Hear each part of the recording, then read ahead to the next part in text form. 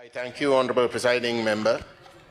I rise today to speak on the proposed amendments to the Financial Transactions Reporting Act, the Prevention of Money Laundering Act, and the Convention on the Suppression of Terrorist Financing Act. At the outset, Honourable Member, let me make one point absolutely clear. Sri Lanka has an obligation to protect the integrity of its financial system and to comply with the standards of the Financial Action Task Force, or FATF. Failure to do so risks grey listing, diminished investor confidence, higher borrowing costs, and further economic hardships for the people. But, Honourable Speaker, that is not the issue before us today.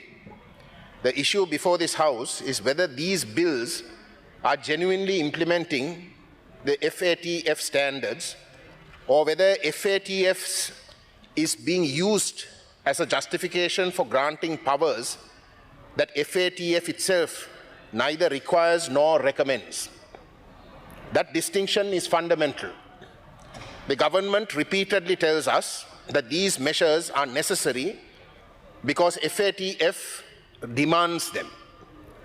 Yet when one examines FATF Recommendation 8, one discovers something very different.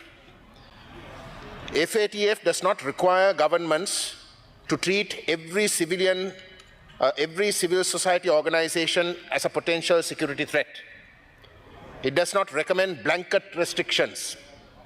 It does not advocate arbitrary surveillance or necessary interference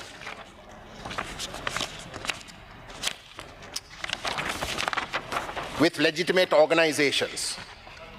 Instead, FATF repeatedly states that measures must be targeted, proportionate, and risk-based. It recognizes that many non-profit organizations are inherently low risk and encourages governments to work with civil society, not against it.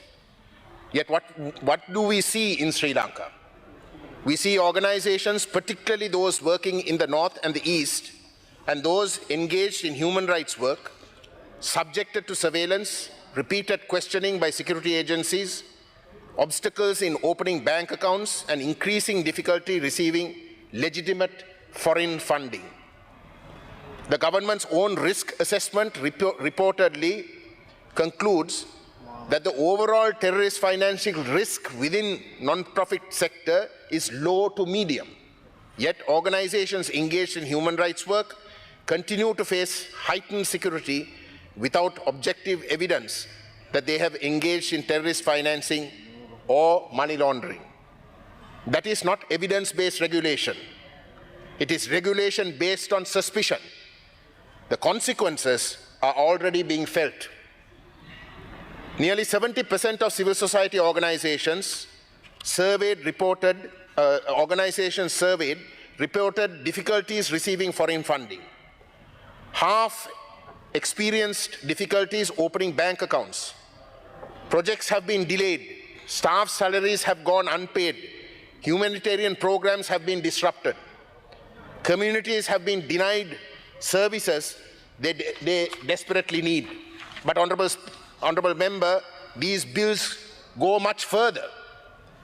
Their impact will be not confined to civil society organizations. They will affect ordinary citizens, small businesses, journalists, and every person who depends upon the rule of law to protect them from the arbitrary state power. Consider the small money exchange business in Peta. Under the proposed amendments, the owner who may face penalties of up to 100 million rupees for failing to comply with transaction thresholds that are not even contained in the Act itself, but will be determined later through rules issued by the head of the Financial Intelligence Unit. Parliament is being asked to approve offences today while leaving the substance of the law to be determined tomorrow through administrative directions. That is not how legislation should be enacted in a constitutional democracy. Consider a rural microfinance institution serving women-led households and small farmers. Many of its customers may lack complete documentation because of poverty or natural disasters. Faced with uncertain legal obligations, the institution may simply refuse loans to those who need them most rather than risk severe penalties. The result is that the burden of regulatory uncertainty falls not on criminals, but on the poorest members of society. Consider a civil society organization that receives funding from an international donor to rebuild a school. If the transfer is delayed because it is automatically treated with suspicion, construction is postponed, contractors remain unpaid, teachers cannot be compensated, and vulnerable children lose access to education. Once again, those who suffer are not criminals, but ordinary citizens. Consider the investigative journalist who receives a confidential document exposing financial misconduct. Under these bills, Honourable Member, investigations may obtain access to her computer and mobile phone through an ex parte application without giving her an opportunity to protect confidential sources or invoke journalistic privilege. The inevitable consequence is to discourage whistleblowers from exposing corruption and to weaken press freedom and public accountability. Or consider the father whose bank accounts are frozen while he is merely under investigation. He has not been convicted. He may not even have been charged. Yet his family cannot pay rent, purchase food, obtain medicine, or meet school expenses. To access his own money, he must first embark upon lengthy, expensive legal proceedings while depriving of the very resources needed to defend himself.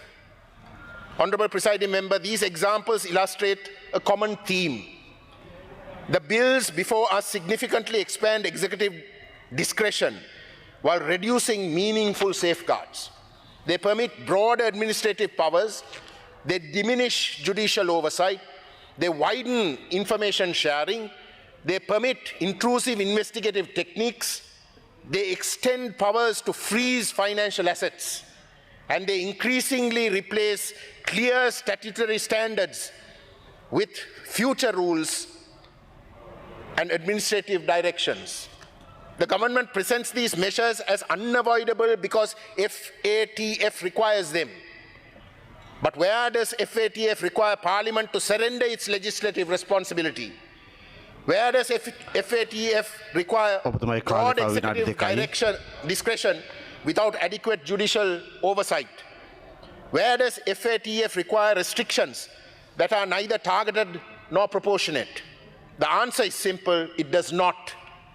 Honourable Presiding Member, this debate is therefore about far more than anti-money laundering legislation. It is about preserving the constitutional balance between effective law enforcement and individual liberty. It is about ensuring that the fight against financial crime is conducted within the framework of the rule of law. It is about ensuring that extraordinary powers remain subject to extraordinary safeguards. History teaches us that powers granted in the name of the security rarely remain confined to their original purpose. Today, these powers may be directed against civil society organizations. Tomorrow, they may be directed against journalists. The day after, they may be directed against business. Ultimately, every citizen becomes vulnerable when executive directions replaces judicial oversight and due process. That is why this House must examine these bills with utmost care. No one in this House is asking that Sri Lanka abandon FATF compliance. On the contrary, we should fully comply with FATF. But let us comply with FATF as FATF itself intended, through evidence-based, proportionate and risk-based regulation. Let us not invoke FATF as a justification for expanding executive power beyond what FATF itself requires. National security and constitutional liberty are not competing values. A democratic state worthy of the name protects both. I therefore urge this House to reconsider these bills to ensure that they faithfully reflect FATF's own standards, strengthen rather than weaken judicial oversight, and preserve the constitutional rights and democratic freedoms that Parliament has a solemn duty to protect. I thank you.